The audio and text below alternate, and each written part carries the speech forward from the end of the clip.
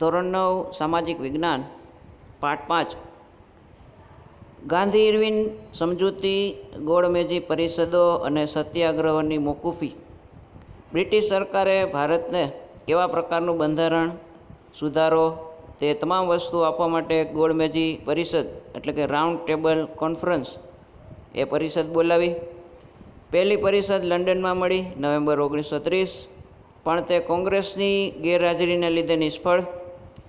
આથી કોંગ્રેસને મનાવવા માટે ગાંધીજી અને ઇરવિન વચ્ચે જે કરાર થયો એને ગાંધી ઇરવિનની સમજૂતી કહેવાય, માર્ચ 1931, જેમાં સત્યાગ્રહથી જે નીતિ, જેમાં મીઠું પકવવાની સ્વતંત્રતા, શાંત પિકેટિંગની સંમતિ મુખ્ય મુદ્દા હતા.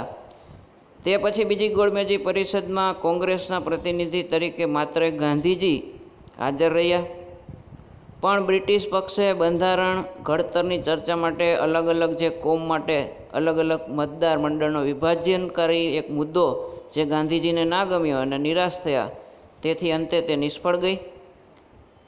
ત્યારબાદ છે હિન્દ છોડો ચળવળ 1942-43. વિશ્વયુદ્ધમાં બદલાયેલા સંજોગોને ધ્યાનમાં રાખીને કોંગ્રેસની કારોબારી સમિતિએ વ્યક્તિગત સત્યાગ્રહ બંધ કરવાનો નિર્ણય કરેલો, જાન્યુઆરી 1942. ક્રિપ્સ દરખાસ્ત દ્વારા સિદ્ધ થયું કે બ્રિટિશ સરકાર સત્તા છોડવા માગતી નહોતી અને હિન્દુસ્તાનને સ્વરાજ્ય આપવાનો એનો કોઈ ઈરાદો પણ નહોતો. તે હિન્દની પ્રજાને છેતરવાનો પ્રયાસ કરે છે તેવું લાગતા ભારતીયો હતાશ થયા, રોષે ભરાયા. ગાંધીજીએ પ્રજાની નિરાશા દૂર કરવા માટે આખરી એક લડત ચલાવી અને એ માટે તૈયાર થયા. મુંબઈમાં મળેલી કોંગ્રેસ મહાસમિતિ એની બેઠકમાં ગાંધીજીની આગેવાની હેઠળ 9મી ઓગસ્ટ 1942ની રાત્રે હિંદ છોડોનો એક આખો ઠરાવ પસાર થયો.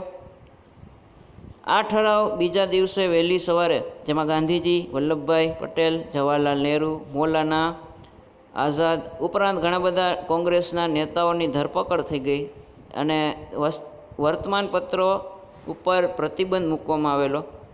પ્રાંતિક અને જિલ્લા કક્ષાના કોંગ્રેસી નેતાઓને પણ પકડી લેવામાં આવ્યા. ગાંધીજી સહિત બધા દેશના જે મુખ્ય નેતાઓ હતા એમની ધરપકડને લીધે પરિણામે દેશના શહેરો અને ગામોમાં એકાએક છે હડતાલો થઈ ગઈ. ગાંધીજીએ કહેલું કે આઝાદી માટે મારી આ એક અંતિમ લડત છે, હિંદ છોડો આંદોલન, અને તેના માટે લોકો બધું જ બલિદાન કરવા તૈયાર હતા. અને તે વખતે તેમણે એક પ્રખ્યાત સૂત્ર પણ આપેલું, કરેંગે યા મરેંગે.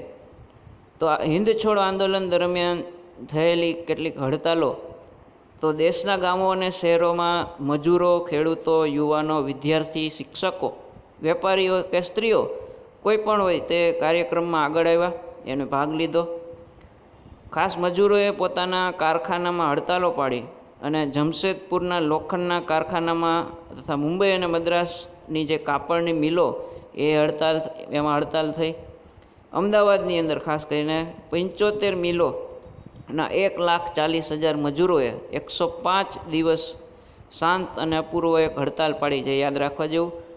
શાળા કોલેજોમાં પણ હડતાલો રહી અને અમદાવાદના 3.5 માસ સુધી બજારો બંધ રહી હતી. હિંદ છોડો આંદોલન દરમિયાન કેટલીક ભાંગફોડની પ્રવૃત્તિઓ પણ થઈ, જેમાં દેશમાં ચારે તરફ લોકોનો જે ક્રોધ બ્રિટિશ સરકાર સામે ભભૂકી ઉઠ્યો. શાંત દેખાવની સામે સરકારે દમન નીતિ અપનાવેલી, જેમાં શહેરો અને ગામડાઓના લોકોએ તાર, ટેલિફોન, રેલવે લાઇન, સરકારી મકાન, પોસ્ટ ઓફિસ, પોલીસ સ્ટેશન, સરકારી કચેરી, પુલ, રસ્તાઓ, શાળા કોલેજના મકાનો, રેલવે સ્ટેશન વગેરેને તોડી નાખ્યા. મિલકતને લૂંટવાનો અને આગ લગાડવાના પણ બનાવો કેટલાક બનેલા અને આના કારણે આપણે રેલવેનું વધુ નુકસાન થયું. કેટલાક વિસ્તારોમાં તો લોકોએ બોમ્બનો પણ ઉપયોગ કરેલો.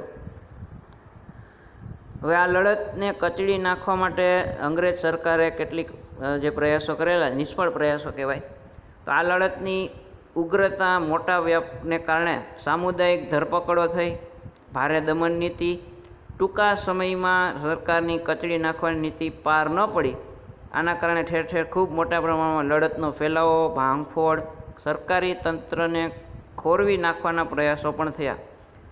તો એક અંદાજ મુજબ 70,000 કરતાં પણ વધુ લોકોને જેલમાં પૂર્યા. આ ચળવળ દરમિયાન 538 વાર ગોળીબાર થયા, 1028 માણસોએ જાન પણ ગુમાવ્યા, 3200 જેટલા ઈજાગ્રસ્ત પણ થયા. અમદાવાદ અને પટણામાં ગોળીબાર કરતા વિદ્યાર્થીઓ મૃત્યુ પામ્યા અને આ લડત કેટલાક લોકોએ વ્યક્તિગત અને સામુદાયિક વીરતા પણ બતાવી. તેમની વિશ્વની સામે બ્રિટિશ સરકાર પર એવી છાપ પડી અને વધુ સમયમાં ભારતમાં પોતાનું શાસન ટકાવી શકશે નહીં તેવું એમને લાગવા માંડ્યું. આ ચળવળમાં લોકોએ સ્વયંભૂ ચળવળ પણ ચલાવી. હિન્દ છોડો આ શબ્દ લોકોએ સ્વયંસ્ફુરિત જે રીતે ઘોષણા કરી અને અપનાવેલો. આ સૂત્રથી ડોમિનિયન સ્ટેટ એટલે કે સાંસ્થાનિક સ્વરાજ્યનો જે ખ્યાલ એ અદૃશ્ય થઈ ગયો અને હવે પૂર્ણ સ્વરાજ્ય એ જોઈએ એવું લોકોનું કટિબદ્ધ થયા. ત્યારબાદ 5 વર્ષ બાદ ભારતને કહી શકાય કે સંપૂર્ણ સ્વતંત્રતા મળી.